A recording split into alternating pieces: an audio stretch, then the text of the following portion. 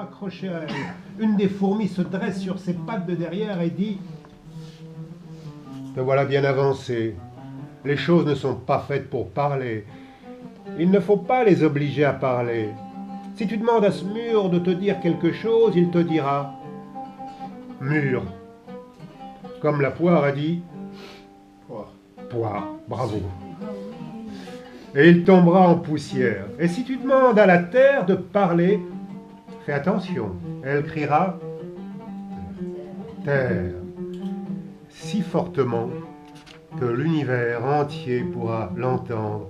Mais ce sera tout, il faudra chercher longtemps. Et après cela, pour en retrouver quelque part un ou deux morceaux, petits comme des têtes d'épingle. Et tandis que ses compagnes font disparaître dans leur trou minuscule le cadavre de la poire, la fourmi ajoute, pour l'instruction de Georges, une poire, on la mange. Puis il se met à réfléchir, car toutes ces choses l'ont énormément surpris.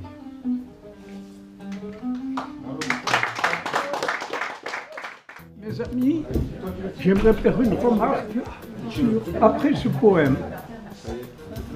Ce poème, nous l'avons écouté.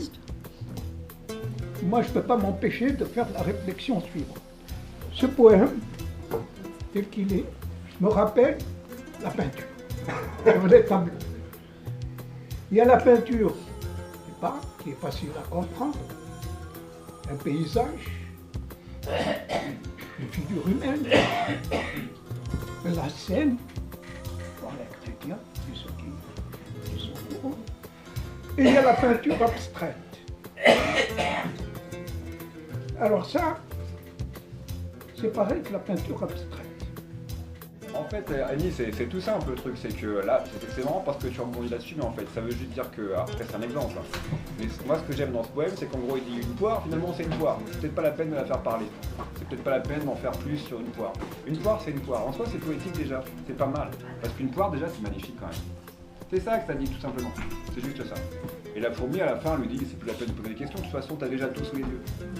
En gros c'est ça que ça dit, donc c'est quand même poétique. Je pense davantage que c'était un texte en prose et qu'il s'agissait d'une parabole et tout simplement, et qu'il n'y avait pas à rechercher plus de poésie que cela dans ce texte, qui n'était pas en vers, qui n'était pas versifié en tout cas, et qu'il était tout simplement à prendre pour ce qu'il était. Il n'avait pas la prétention d'être de la poésie pure et dure, mais tout simplement un récit comme une sorte de fable, avec sa petite morale à la fin, amusante ou pas, selon ce qu'on en interprète. Moi je pense que ça rejoint ce qu'on avait dit aussi sur l'art, c'est que la poésie aussi ça parle différemment à chacun en fonction de ce qu'on est. Et voilà, enfin, tu as vu que ta poésie me touche, Ali, au plus haut point, mais j'ai été aussi touchée par ce texte-là, parce que c'est l'idée qui m'a touchée, et moi j'avais compris que c'était le temps qui passe. Alors ça, moi je trouvais ça très poétique, le temps qui passe. Donc tu vois, les mots ils sonnaient pas forcément comme un haïku, enfin voilà, mais en tout cas l'idée, moi je la trouve Sofiane ? Je voulais dire que j'étais pas forcément d'accord avec Annie sur que ce soit la poésie ou l'art en général, elle peut te toucher, mais elle peut aussi te faire réfléchir. Je veux dire, un tableau, il peut y avoir une interprétation, une émotion, tu as tout compris de l'artiste. L'artiste, il peut avoir derrière une autre démarche et il faut que tu y réfléchisses. Donc oui, alors ça peut te faire réfléchir d'une certaine manière. Et là, la fable, le poème qu'on a eu, moi je l'ai compris après une petite réflexion, mais je ne me suis pas cassé la tête non plus. Donc voilà. C'est pas un poème, cette petite fable, je la connaissais pas, je l'ai lue en la lisant, mais je n'ai rien compris. Mais j'étais pris par des mots, par une musique, par des couleurs, par des parfums.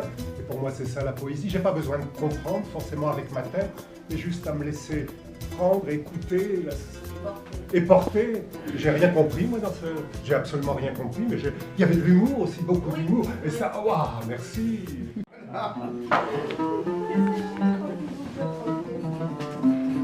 Alors le livre s'appelle Comme en semant. Commencement. Se pose partout, pas encore en question, mais un étonnement, yeux ouverts à l'extrême sur toute chose. À peine vu, reconnu ton visage de nouveau-né, le temps n'apporte rien à la connaissance que nous avions de lui avant terme. C'est l'éternité.